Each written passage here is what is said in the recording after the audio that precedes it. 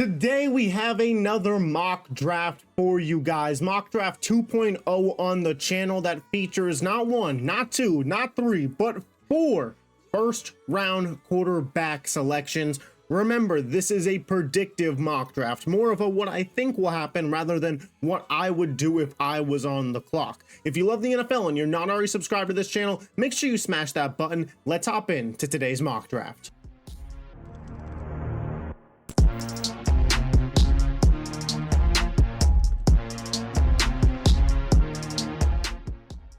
All right, so we're on the clock at 1 with the Tennessee Titans, and this feels like the only for sure pick in the draft at this point in time. That'll be Cam Ward out of Miami. Is Travis Hunter and Abdul Carter higher graded prospects for me? Absolutely. But Cam Ward, I think he has the potential to come in and be a top 15 quarterback right away for the Tennessee Titans in the National Football League. And if the Titans brought in a top 15 quarterback, I could easily see this team making a playoff push. They had a top 5 defense statistically last year. T'Vondre Sweat, Jeffrey Simmons, L'Jarius Sneed. There's playmakers on that side of the ball. And then you look at them offensively. Tony Pollard, Tajay Spears, Calvin Ridley, Chigun Konkwu. There are pieces there of a decent offense. And in the AFC South, where we don't really even know who's going to start a quarterback for the Colts, the Jaguars, can Liam Cohen turn things around? And the Texans with a shaky offensive line. I think it's very possible that Tennessee wins enough games to make the playoffs. I'm not going to go as far to say as that they'd win the division over Houston at this point in time, but, we've seen stranger things happen. Do they have an ability to take a Washington Commanders-esque leap where they go from missing the playoffs and having a top-tier pick to making the playoffs and being a wild card team? I absolutely think that they do have that ceiling. And when you have that ceiling, you have to go with the best quarterback on the board. We move to number 2, Cleveland Browns. They've been going back and forth here on Travis Hunter and Abdul Carter now for seemingly the last couple weeks. Travis Hunter is my number 1 prospect in this draft. It seems like Cleveland is kind of falling into that pattern. So we're going to go ahead and make the Travis Hunter selection. I do believe that Hunter will primarily play wide receiver for the Browns. They said at the combine that they are viewing him as a wide receiver. I would imagine for himself, he wants to be more so a wide receiver. That's kind of where the money is at. But red zone, end of game, you could throw Hunter out there on defense. If there's certain injuries to the secondary, maybe he could play some more snaps. Just the versatility, the unicorn pick that Travis Hunter is, it's an easy selection for me. And then the Giants, people are saying, are they going to take Shador? Is this a trade back spot? I think with one of 2 tier 1 players still on the board, you go Abdul Carter. I get it. What do you do with Kayvon Thibodeau? To me, that question is, we answer it later. At the end of the day, our defensive line now would have Brian Burns, Dexter Lawrence, and Abdul Carter. Like, that's enough for me. We'll move Thibodeau for a 3rd round pick. He's on the last year of his deal. It's time to pay him. We're not going to pay him. We're going to reset the clock with what we believe to be a better player in Abdul Carter. That makes a ton of sense. So then the Giants and Browns, they take the top 2 blue chip tier 1 players in the draft. And things at this point get very, very wonky. Do I consider trading back if I'm the New England Patriots? Absolutely, I do. I think that there are teams that would be willing to move up. Does a team like the Jets or like New Orleans want to move up here to get Shador Sanders? I think it's possible, but for this, we're not going to be having trades. We're going to be standing pat with each team. The selection that I believe New England would make, they would consider Mason Graham, but at the end of the day, you have to do what you can to help Drake May. I would take Will Campbell. I think he can help Drake May in a variety of ways, whether it's playing guard or playing tackle for him. He adds, some leadership potentially to this offensive line, a good piece. And again, is he a left tackle in this league? We'll find out. But at worst case scenario, I do think he has Pro Bowl guard ceiling. And that being said, adding to that offensive line is never a bad thing. The Jacksonville Jaguars are up here, and I think that they're in a little bit of a different spot where I think that they have enough offensive talent that they could look at the defensive side of the ball. Everybody has been mocking the Mason Graham. I'm probably going to do the same, but here's what I'll say. Ted McMillan, a guy that they should certainly consider. Who's their wide receiver 2 right now? Gabe Davis, De'Ami Brown. Like, you could certainly improve that position. However, Their defensive line last year and just their defense as a whole was bad. Mason Graham, a potential blue chip prospect, is still on the board. There's a reason that everybody is mocking him there. He likely ends up there. The Las Vegas Raiders, Genty's the guy. Genty is a potential tier 1 player.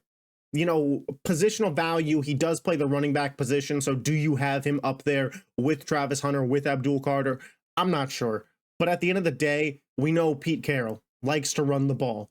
We know that Genty fills a need for the Raiders, could immediately come in and seriously be a top 5 back in the NFL. They are clearly in win now mode, in compete mode. You don't bring in a coach as old as Pete Carroll. You don't trade for a Geno Smith if you're not trying to win games this upcoming year. Ashton Genty probably has the biggest impact on you winning games this year.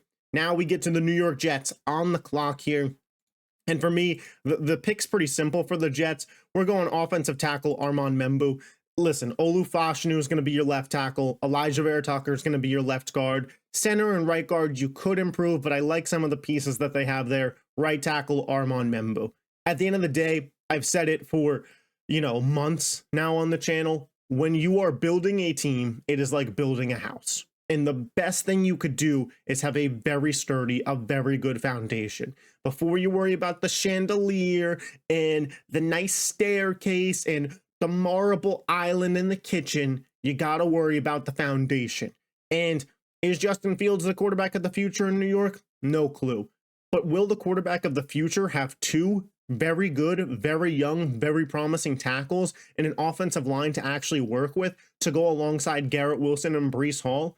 Yeah, they will. There's good pieces on the defensive side for the Jets. If the Jets play their cards right, they could easily be in the playoff mix as early as next year. There are winning pieces in New York right now. Add another winning piece in Armand Membu, which works whether Fields works out or doesn't work out. The Carolina Panthers, they are now up here at pick number 8. They need to bring in a linebacker, and I'm going to have them taking Jalen Walker out of Georgia. I think the speed that this guy has, the absolute grinder that he is, the athleticism he has, fits in perfectly for them. They need a guy who can absolutely be a game wrecker on the defensive side of the ball, and Jalen Walker has that potential. They've been connected to him. They love him. It's an easy pick. New Orleans up on the clock at pick 9. I think with Derek Carr's injury, the Shedeur Sanders pick becomes more and more likely here. More and more likely. Shedeur to New Orleans. I saw a tweet the other day that somebody said, oh, watch the Saints at pick 9, and Deion Sanders quote tweeted it with eyes emojis. Not that that's a guarantee that he's going to end up there, but I think if you're New Orleans at 9, Shedeur Sanders, a big brand, sell the jerseys, get eyes on your team, a winnable division. It makes a lot of sense. You pair him with Kamara, Olave, Taysom Hill, Rashid Shaheed. There's enough pieces there, a veteran-led defense. I think if you draft Shedeur Sanders, you can convince yourself if you're New Orleans, you can compete right away. And the thing with Shedeur is, I think he gets overhated a lot. This is a guy who didn't have a good offensive line in college and still found a way to complete more than 70% of his passes. He is a good player. Would he be a top 10 pick in last year's draft class? No, but the reality of the situation is we are in this year's draft class, and I think Shedeur can be a high impact player. Now, we have the Chicago Bears on the clock here. Last mock draft, I drafted them, Omarion Hampton. I got a little bit of pushback from that from my guy, Steve. So I'm not going to go in that direction at this point in time, although I certainly think it's something that still needs to absolutely be considered. But I think that they might go for an edge rusher to bring in there. And I'm going to take Mike Green. Mike Green, I think, is a real stud player. I think he can defend the run fine, but I just can't get those one-on-one drills from the senior day out of my head. The guy was an absolute beast. And I'll take Mike Green to the Chicago Bears. The 49ers are on the clock here. And I think the 49ers have a ton of need. And I think with where they are picking at pick 11, a lot could happen. And they're, in my opinion, not going to move up. They're going to stand pat, and they're going to just say, hey, let's take what comes to us. And what came to them is, in my opinion, the cornerback one in this class, Jahdae Barron. Jahdae Barron, I believe, could be a good outside corner and will be a premier nickel in this league. The thing for San Francisco is they could use both. So you're drafting best talent, a versatile player, and a position in need. To me, the Jahdae Barron pick makes a ton of sense for San Francisco. I think he's going to end up there. You know, I don't think people love Jahdae Barron. I don't think people love Will Johnson. I'm a big Jahdae Barron guy, so have San Francisco take him. The way that it falls to Dallas, Tet McMillan is still on the board, and I think they run the pick in. Tet McMillan alongside CeeDee Lamb is a very, very good fit. You know, I've seen some people think that Tet McMillan can be an all-pro wide receiver in this league. You know, if he reaches that ceiling, him and CeeDee Lamb could be the best wide receiver duo in football. But if not, he has elite size, decent speed, and I think he could be their version of T. Higgins, where, hey, we have our clear, you know, cut tier 1 wide receiver in CeeDee Lamb, excuse me, but now we have a guy in Tet McMillan who could also produce and could also outgain CeeDee Lamb. You know, you go from Brandon Cooks to Tet McMillan. I think it's fair to say that that is an upgrade. Up next, we have the Miami Dolphins. And I think the Dolphins make a little bit of a surprise pick here. I have the Dolphins taking Will Johnson. I think that there is a cornerback fall off later in the draft that I don't think is there for defensive line. And I even think you can get some fine tackles later if you're the Dolphins. But Will Johnson to be your Jalen Ramsey successor, but also play alongside him next year, I like. 2023 Will Johnson tape is obviously better than 2024 Will Johnson tape, so that has to be a little bit concerning. But at the end of the day, he is, unlike Jahdae Barron, a pure CB1 outside corner. You know, that is something that he has on his resume that I do think Jahdae Barron would be better served in the nickel. I think Will Johnson can be a true, hey, like, if it all works out, I'm a premier Pro Bowl level outside corner. I just don't know if it works out like that. The Indianapolis Colts, they're up like every mock draft. They're taking Tyler Warren. I think Tyler Warren is a blue chip player. To get a blue chip talent at 14, it's hard to pass up. It's a position of need. And whether it's Anthony Richardson or Daniel Jones out there, this team needs to bring in weapons for them. And Tyler Warren is perfect for that. He'll be good in the run game, blocking for Jonathan Taylor. You could run him as the football. Penn State ran their offense through Tyler Warren. He is clearly a great player. We get up here for the Atlanta Falcons, and there's a lot of different spots that the Falcons could go. To me, they have to go after defensive line. They have to, whether it's Walter Nolan here, Donovan Ezeraku, Kenneth Grant, James Pierce. At the end of the day, I'm not per se a fan of the Falcons, but I would feel for Falcons fans if they don't take an edge. I'm going to have them take Ezeraku. I think Ezeraku is the best edge on the board. I think they could have gone Mykel Williams because of some of the pure athleticism that he has and some of the traits that could be good. But I think Ezeraku is the more polished edge rusher. And I do think Atlanta is looking to compete to get to the playoffs next year. Whereas I feel Mykel Williams is a little bit more of a project. Ezeraku is going to come in and immediately produce for that team. Up next, we get to the Cardinals. They're working on defensive line. That is kind of the MO here of Jonathan Gannon. Walter Nolan still on the board. Feels like a value at this point in time. Give the Cardinals a really, really solid piece there. We get to the Cincinnati Bengals, and I'm running the pick in. Jahad Campbell. The Cincinnati Bengals desperately need defensive talent and need young defensive talent. The way things were trending was that they were going to keep Trey Hendrickson. I'm not sure if they're going to, but if they're going to move him, they'll be able to move him for a late first round pick, whether it's Detroit, whether it's Buffalo, whether it's whoever. They will get a late first round pick for Trey Hendrickson. And if they move him, they could draft an edge rusher there. Jahad Campbell has the ability to be a leader for the defense. I love what I saw out of him out of Bama. Comes from a great culture. The guy is an absolute missile across the football field. So Jahad Campbell to the Bengals to fix that defense. Things worked out here for the Seahawks. I know some people will say they should be taking a Matthew Golden here. They should take a Emeka Egbuka. To me, if you're Seattle, it is absolutely criminal to not take Gray Zabel, a guy who you realistically could play at all 5 spots on the offensive line. But what the Seahawks need is interior offensive line, and he's a great guard. He is a great guard. He could be a Pro Bowl level guard. And the difference between Darnold and Geno Smith is I have them tier ranked as very similar quarterbacks, but Darnold needs protection to be efficient. Whereas Geno can get by with some more mobility and, the not seeing ghost things. I think with a clean pocket, Darnold's better, but you have to get him a clean pocket. So for Seattle, you brought in Cooper Kupp. I think that gives you the ability to wait and maybe draft a later wide receiver, a Kyle Williams potential type, and you get Zabel here to shore up that offensive line. We get up to Tampa Bay on the clock. In Tampa Bay, they could use an edge rusher. I'm going to have them take Mykel Williams out of Georgia. So back what I was saying, a team that, could afford a project, that is who would be taking a Mykel Williams. They brought in Hassan Reddick on a 1-year deal. Realistically, you sit Mykel Williams for a year behind Hassan Reddick, let him learn, outproduces him, and gets to start in year 1, great. If not, you have a really, really fun prospect that, you could develop. The Tampa Bay roster is just so good. Their front office has done a great job that I don't think necessarily their first round pick, with their first round pick, they don't have to attack a certain area.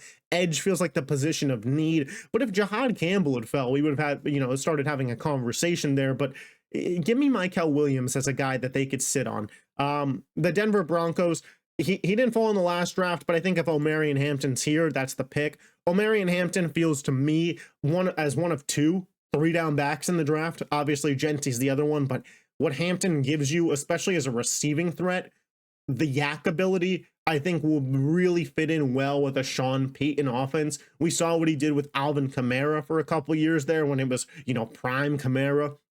I think Omarion Hampton could have some similar receiving output games. The Pittsburgh Steelers are on the clock, man. I think they're going quarterback. Last time I had them going Jackson Dart. This time I have them going Jalen Milroe. The Milroe pick is interesting. I don't know if I love it, if I hate it. I'm kind of in the middle on it. For starters, Milroe out of Alabama has dealt with some adversity. He was benched, went to Bama. He got the starting job, played under Saban, played under the new regime.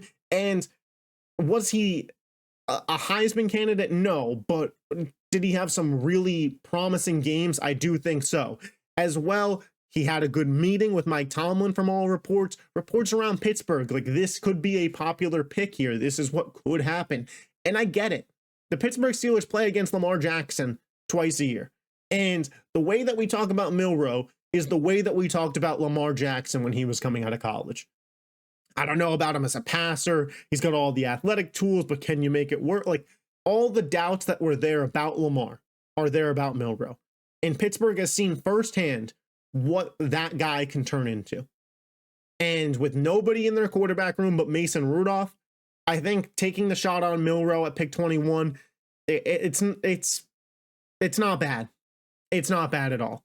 Then we get to the Los Angeles Chargers. I think the debate has been between 2 Michigan players, Kenneth Grant and Colston Loveland. It's Harbaugh. I got to lean the trenches. I got to go Kenneth Grant. They bring in a defensive tackle. They lost, what's his name? Poona Ford. Is that what they lost? I believe so. They lost some interior defensive linemen, especially that were good against the run. You bring in Kenneth Grant. Up next, we have the Green Bay Packers. I think the Packers here would have no choice but to go Matthew Golden. And the thing is, Christian Watson with the ACL injury, he's probably not going to be back at the start of next year. You need a field stretcher desperately. Jaden Reed and Luther Burden are too similar. I think Egbuka is a really talented wide receiver, but I don't think he fits with what the Packers need because he's more of a slot guy, and that's where Jaden Reed plays. Romeo Doubs on the outside, Matthew Golden on the outside makes a lot of sense to me for Green Bay. Here, Malachi Starks. Malachi Starks feels like the auto pick if the Vikings are on the clock at this point in time. Their offense is set. Obviously, the question marks around JJ McCarthy, but everywhere else is set, and you're going to let JJ get some runway. They brought in Jonathan Allen. They brought in Javon Hargrave, the defensive line with Grenard, Van Ginkel, Dallas Turner. It's set. You brought back Byron Murphy. Harrison Smith could be retiring. You lost Bynum. You got to bring in a safety. Malachi Starks is the best safety in this draft, without a doubt. He ends up to Minnesota. Everybody's mocking offensive line to Houston, but I think if Emeka Egbuka's on the board, he's a Texan. I think Christian Kirk was a player that they traded for, and the idea was to have him as your slot wide receiver, but I think you could mix and match him and Egbuka. I think you could move Kirk to the outside if you need to. I think you could move Egbuka to the outside if you need to. And I think the bigger picture is the team believes Tank Dell is going to recover from this injury, and all the prayers are out there for him, and I hope so. And if in a year's time, your wide receiver room is Nico Collins, Emeka Egbuka, and Tank Dell, you'd be sitting pretty if you are the Houston Texans. They made a lot of moves on the offensive line. And I get it. People are worried about it. It wasn't good last year. They are trying to change the culture. I think that they're a team that could potentially trade back up as well to try and get one of the falling tackles or guards. They got a lot of draft capital in that trade with Washington to potentially make a move and get back up to maybe in the second round get a Tyler Booker out of Alabama if he were to fall there.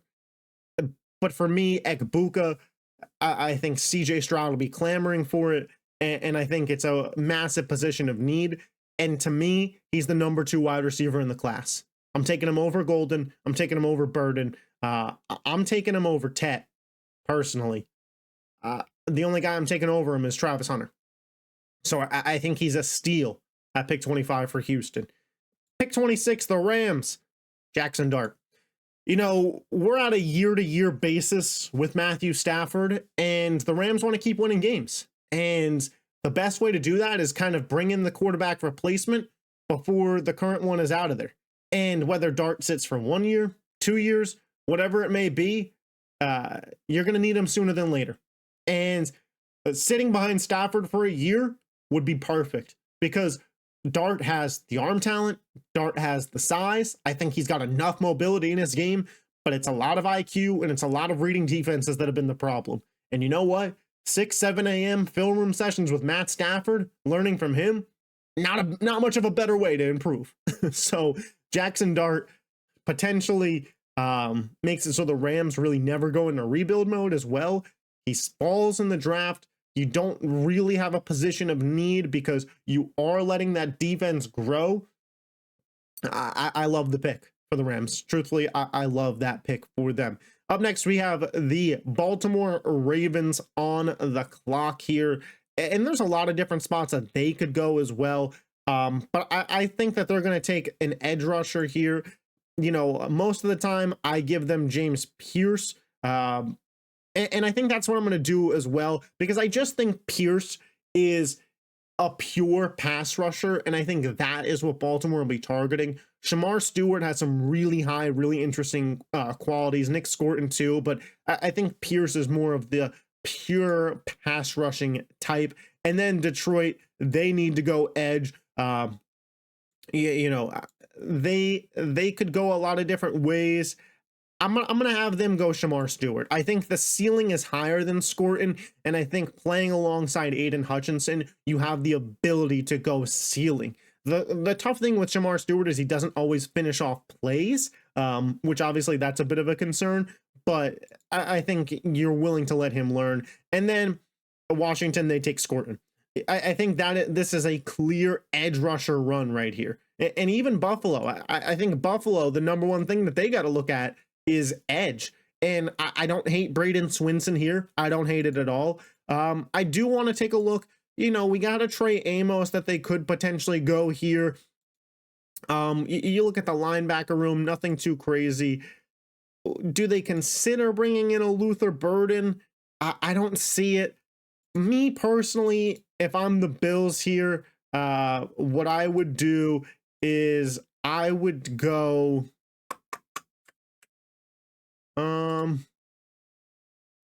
if I'm the Bills here, I would go Braden Swinson.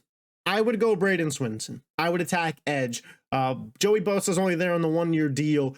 Swinson doesn't have to get a ton of play time immediately, but I think he certainly could play at this point in time. We have Josh Simmons to the Kansas City Chiefs. I think that he is, if he's healthy, the best tackle in the draft. And the Chiefs could use a tackle, and At the end of the day, I think Simmons is a very Chiefs pick, because if it doesn't work out, you can move past it. And then again, this kind of keeps happening in my mock drafts. I have the Eagles taking Colston Loveland. I have the Eagles taking Colston Loveland. Let's move me down here so you guys can see kind of more of a full look at this thing. I have the Eagles taking Colston Loveland, and really, they're going to move Goddard. I think he'll be traded on day 2 of the NFL draft. I think Loveland could come in and immediately produce at a high level for them.